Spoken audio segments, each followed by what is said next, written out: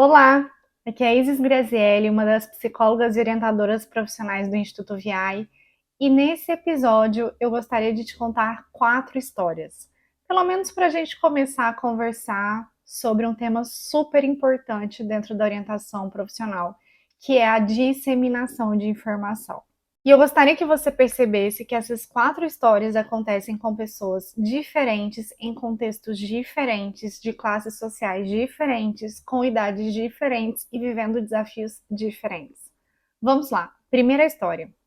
Alguns anos atrás, nós estávamos interagindo com alguns estudantes no nosso Instagram, em uma data próxima a uma prova de Enem que aconteceria em breve. Quando de repente recebemos uma mensagem pelo direct do Instagram em que uma jovem estudante do terceiro ano do ensino médio de uma escola pública do Nordeste nos perguntava: Pessoal, estou vendo que vocês estão falando sobre o Enem. Vocês podem me falar o que é o Enem? Nós perguntamos a ela: quantos anos você tem? Onde é que você mora? Você está estudando? Em qual série você está?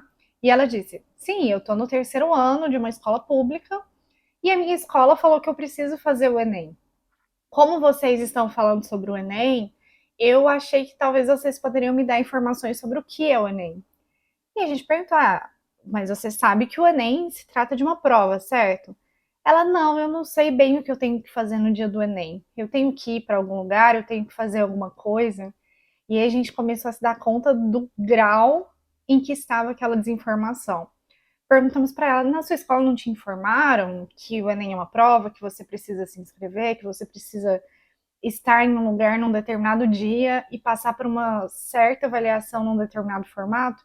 E ela disse: não, a minha escola só me disse que eu preciso fazer o Enem no dia tal. E isso nos espantou, porque afinal essa menina não tinha sido informada sobre o que era o Enem, nem pela escola dela, nem pelo ambiente ao redor dela. Mas vamos para a segunda história.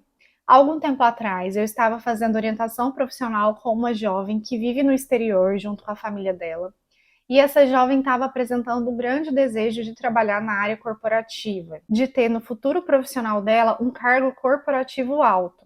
E o que levou essa jovem a construir esse tipo de preferência foi a fantasia que ela tinha de que profissionais que estavam no alto de uma hierarquia, principalmente num contexto corporativo, não precisam perder tempo explicando para as pessoas sobre as suas decisões, ensinando algo para as pessoas, convencendo as pessoas de alguma coisa. Ela tinha a fantasia de que alguém que está no alto de uma hierarquia simplesmente toma decisão, determina que algo vai ser feito daquele jeito e garante que as suas ideias vão ser colocadas em prática. E no meio desse atendimento, eu disse a ela: você já percebeu que o seu pai tem esse tipo de trabalho? Que o seu pai tem um alto cargo no mundo corporativo? E ela disse: sim, eu sei que meu pai trabalha numa empresa, que ele tem um cargo importante. E aí eu perguntei para ela: e você sabe o que seu pai faz? Como que é o cotidiano dele? Quais são as atividades dele?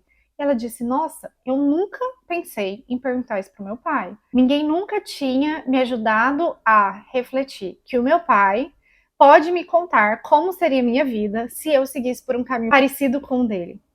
E aí eu ajudei essa jovem a formular uma série de perguntas para fazer para o pai, com quem ela interage diariamente.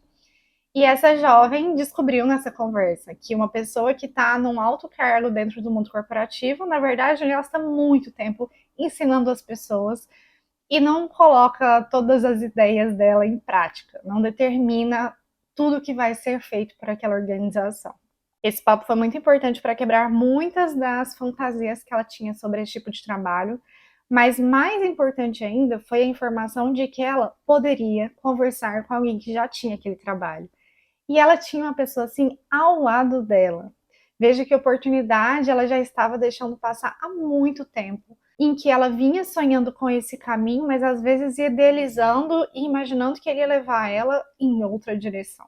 E aí nós vamos para a terceira história, que é de uma jovem universitária, que nos conta que estava insatisfeita no curso atual dela e que estava pensando em migrar para engenharia, mas que sempre que ela pensava nesse desejo, sempre que esse desejo batia na porta, ela se lembrava de uma experiência que ela teve quando mais jovem. Quando mais jovem, ela ficou sabendo de uma tal experiência da engenharia fornecida por um instituto técnico da cidade dela, Ela foi até essa experiência e nessa experiência eles visitaram uma fábrica. E ela nos disse: eu não consegui de jeito nenhum imaginar trabalhando num chão de fábrica. Aquele lugar não me deixou confortável e desde aquela experiência eu decidi que eu não poderia ir para a engenharia porque eu não suportaria ter esse tipo de trabalho. E nós perguntamos a ela: tá bom, mas nessa experiência de engenharia que esse instituto fez, vocês não conversaram sobre outras possibilidades de trabalho para o engenheiro? E ela disse: não, o que nos foi falado é que um engenheiro trabalha numa fábrica. Engenheiros, independente das suas formações, vão trabalhar em chão de fábrica. Nem preciso dizer que nós trouxemos um mar de informações adicionais para essa moça, né? Mas vamos para a quarta história. Quando eu estava nos meus primeiros anos de trabalho como orientadora profissional, eu atendia um universitário que tinha várias questões de saúde e precisava fazer atendimento médico. Na época, por vir de uma situação de muita vulnerabilidade, ele só conseguia ser atendido no hospital universitário, no hospital que era mantido pela Universidade Federal de onde ele morava. Mas aquela universidade já estava de greve há algum tempo. E por causa disso, faziam alguns meses que ele não tinha suas consultas médicas, que ele não tomava sua medicação e que ele tinha toda a sua vida comprometida por causa dessa falta de cuidado com a saúde. Então eu perguntei a ele: tá, mas você sabe que existem outras alternativas de acesso à saúde pública que não seja no hospital universitário? E ele me disse: bom, o que me falaram é que se eu não for atendido aqui, eu tenho que ir para um hospital particular. E a minha família não tem condições de pagar uma consulta médica.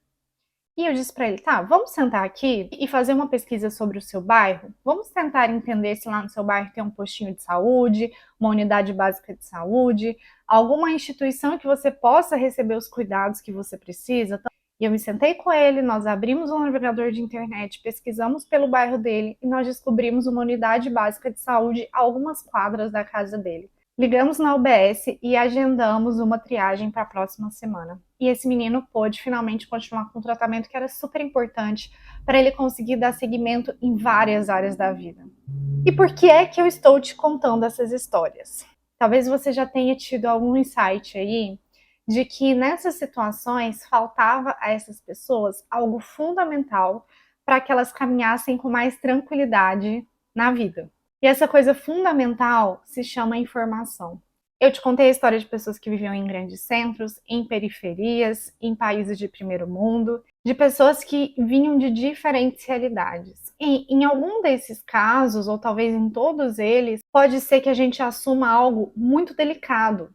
Pode ser que a gente assuma que a informação está dada, que as pessoas têm acesso ao conhecimento, que elas sabem quais são as opções que existem, que elas saibam quais são as oportunidades que existem, que elas saibam quais são os acontecimentos que virão a seguir, ou quais são os processos aos quais elas precisam se submeter. Mas nós, como orientadores profissionais, não podemos deduzir que a informação está dada. E mesmo que as informações que nós sabemos sobre a vida, os processos e os acontecimentos, seja repetição para alguém, é importante que nós repitamos essa informação. Porque nunca vai ser um desperdício alguém ter informações adicionais sobre aquilo que ela está vivendo ou sobre aquilo que ela vai viver. Muito pelo contrário. E nós sabemos da importância desse episódio e da reflexão que eu estou propondo aqui, porque nós, orientadores, temos acesso a muitas informações que são super relevantes para a construção de vida e carreira de qualquer pessoa. Nós temos informação sobre o funcionamento do mercado de trabalho, sobre como é que profissionais de diferentes áreas se relacionam, sobre processos seletivos, sobre formas de profissionalização, sobre formas de empregabilidade, sobre concorrência no mercado, sobre mecanismos de mudança profissional, sobre mudanças nas profissões, sobre networking, sobre programas sociais, sobre programas profissionalizantes do governo e de instituições, sobre espaços de cuidado físico e mental. E hoje eu compartilhei essas histórias com você para que a gente possa fortalecer duas características importantes da jornada do orientador profissional. Nós precisamos continuar sempre nos informando.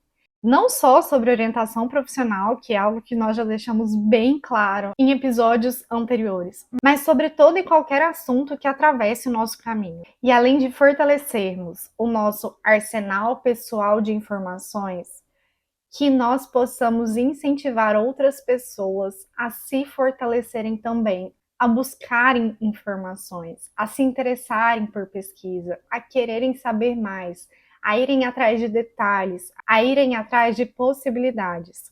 Porque tudo isso estimula a autonomia, tudo isso estimula o acesso a oportunidades, tudo isso estimula que decisões melhores sejam tomadas. E ao contrário do que alguns orientadores pensam, nós, orientadores profissionais, não precisamos deter todas as informações sobre todos os processos dos quais nossos orientandos precisem.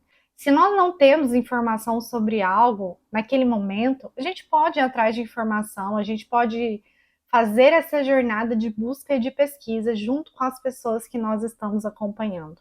E se você gostaria de estar conectado a outros orientadores bem informados que possam colaborar com a sua jornada de fortalecimento de repertório, que possam te ajudar a encontrar informações, às vezes bem específicas das quais você precise, eu te convido muito fortemente a participar da nossa plataforma gratuita para orientadores profissionais, porque lá você vai encontrar justamente essa oportunidade de fazer troca de informações com o Instituto VI e com outros excelentes orientadores da nossa rede. Para acessar a plataforma gratuita de orientadores, basta acessar a descrição de qualquer um desses episódios. Mas eu também recomendo que você continue se informando aqui com a gente. Então aproveite para abrir essa plataforma em que você está ouvindo o podcast e clique para seguir o nosso canal. Assim você vai ser avisado sobre os conteúdos dos próximos episódios. Espero te ver no próximo. Até lá!